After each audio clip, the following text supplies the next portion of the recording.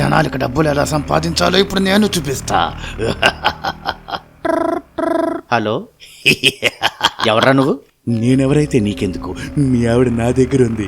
అవునా, వస్తే వచ్చింది భయ్య, ఇద్దరు సుఖంగా ఉండండి. నన్ను మాత్రం చంపేయకండి భయ్య, నన్ను మాత్రం చంపేయకండి భయ్య. చీనవర్మి, నేనేమన్నా దాని లవర్నా? నేను అది కలిసి నిన్ను చంపేయడానికి. నేను కిడ్నాపర్నిరా, నేను చేసేదే కిడ్నాప్. అంటే స్కూల్లో కిడ్స్ కి నాపీ ప్యాడ్లు ఇస్తారు ఆళ్లే కదా భయ్య? రేయ్, ఓవర్ యాక్షన్ చేయకు.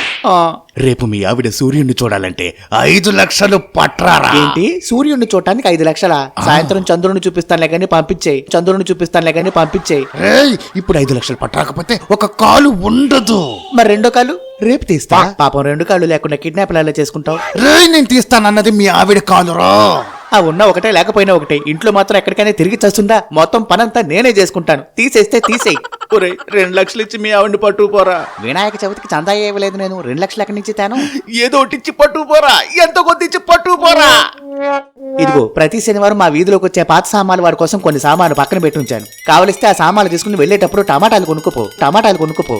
అసలే రేట్ ఎక్కువగా ఉన్నాయట. లేదంటే దాన్ని నీ దగ్గరే ఉంచుకుని ముప్పొద్దులా మేపు. అది ఎక్కడున్నా చేసే పని అదే. ఆ తాళం తీసుకుని పోవే, తగిలేరు సంత. వెళ్తాలే ఉండు, అసలే మా ఆయన వంట కూడా సరిగ్గా చేయడు. నువ్వు ఇప్పుడేగా పిస్తా హౌస్ లో బిర్యానీ ఆర్డర్ పెట్టావు, అది తినేసి వెళ్తాలే.